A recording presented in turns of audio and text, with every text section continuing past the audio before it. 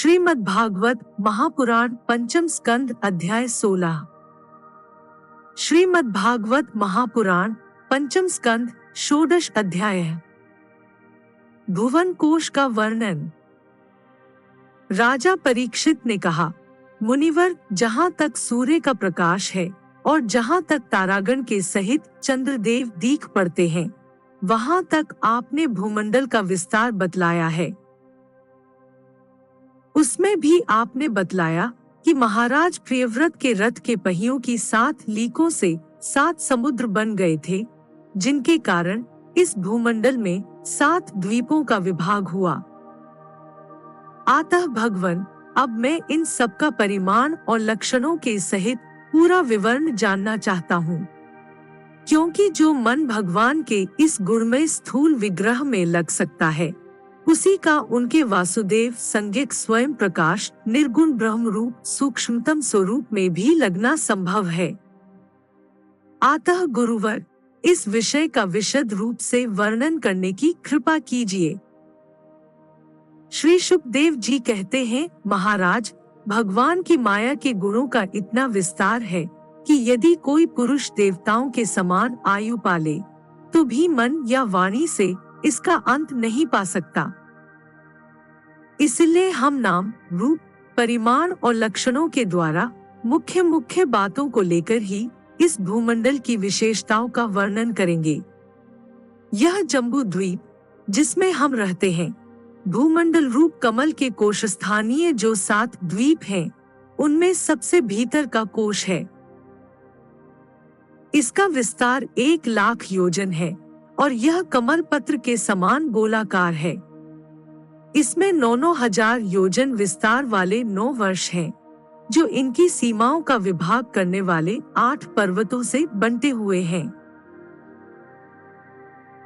इनके बीचों बीच इलावृत नाम का 10वां वर्ष है, जिसके मध्य में कुल पर्वतों का राजा मेरु पर्वत है। वह मानो भूमंडल रूप कमल की कर्णिका ही है। वह ऊपर से नीचे तक सारा का सारा सुवर्णमय है और 1 लाख योजन ऊंचा है।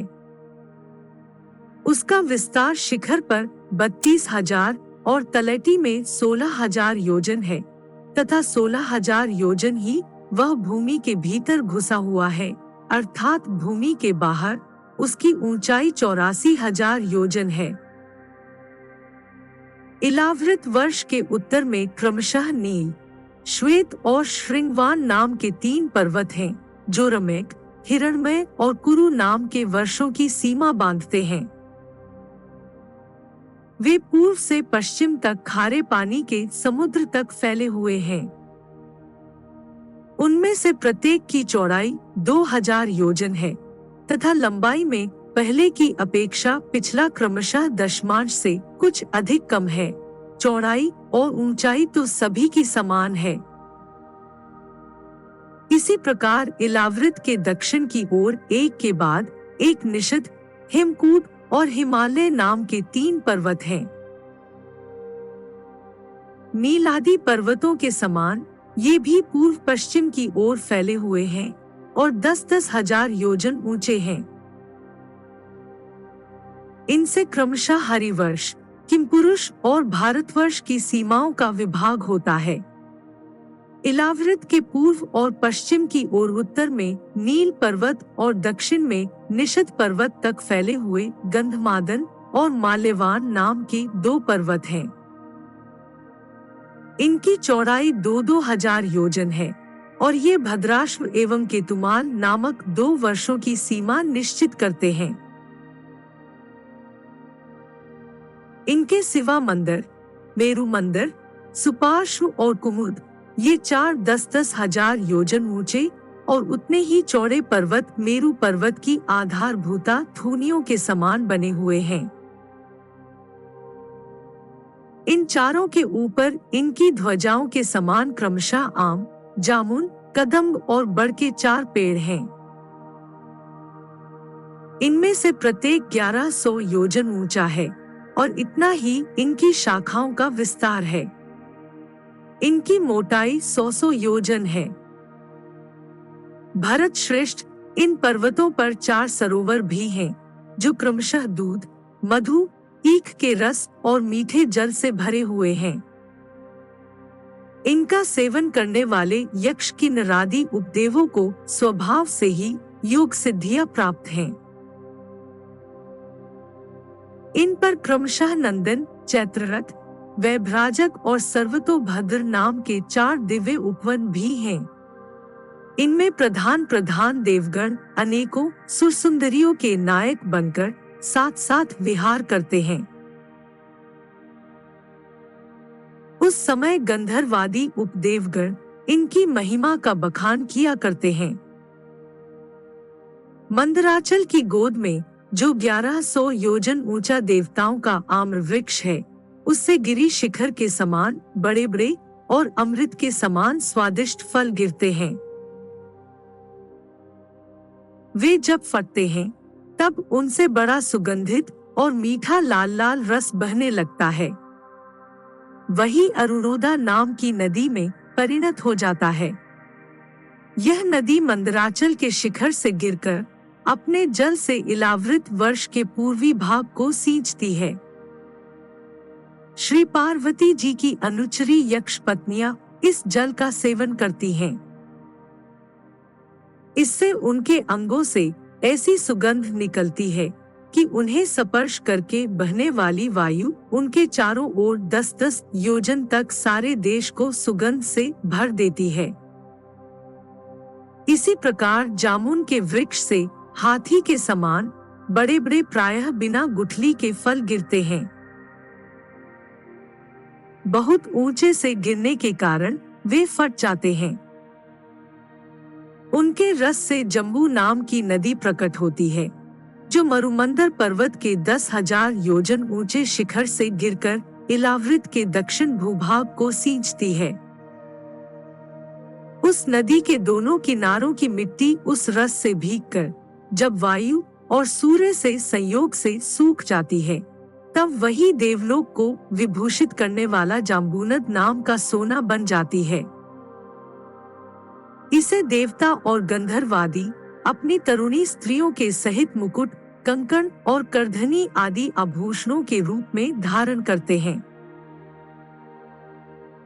सुपार्श्व पर्वत पर जो विशाल कदम वृक्ष है, उसके 5 कोटरों से मधु की 5 धाराएं निकलती हैं। उनकी मोटाई 5 पुर से जितनी है। ये सुपार्श्व के शिखर से गिरकर इलावृत वर्ष के पश्चिमी भाग को अपनी सुगंध से सुवासित करती हैं। जो लोग इनका मधुपान करते हैं, उनके मुख से निकली हुई वायु अपने चारों ओर 100 योजन इसकी महक फैला देती है। इसी प्रकार कुमुद पर्वत पर जो शतवल्श नाम का वट वृक्ष है, उसकी जटाओं से नीचे की ओर बहने वाले अनेक नद निकलते हैं। वे सब इच्छानुसार भोग देने वाले हैं। उनसे दूध, दही, मधु, घृत, गुड़, अन्न, वस्त्र, शय्या, आसन और आभूषण आदि सभी पदार्थ मिल सकते हैं। ये सब कुमुद के शिखर से गिरकर इलावृत के उत्तरी भाग को सींचते हैं। इनके दिए हुए पदार्थों का उपभोग करने से वहां की प्रजा की त्वचा में झुर्रियां पड़ जाना, बाल पक जाना, थकान होना, शरीर में पसीना आना तथा दुर्गंध निकलना, बुढ़ापा, रोग, मृत्यु, सर्दी गर्मी की पीड़ा, शरीर का कांतिहीन हो जाना तथा अंगों का टूटना आदि कष्ट कभी नहीं सताते और उन्हें जीवन पर्यंत पूरा पूरा सुख प्राप्त होता है।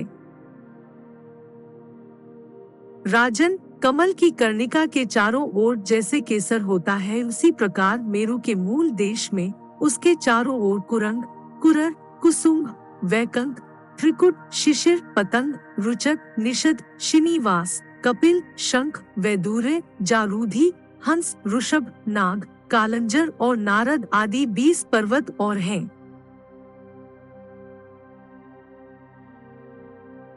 इनके सिवा मेरु के पूर्व की ओर जठर और देवकूट नाम के 2 पर्वत हैं, जो 18,000 हजार योजन लंबे तथा 2-2 हजार योजन चौड़े और ऊंचे हैं।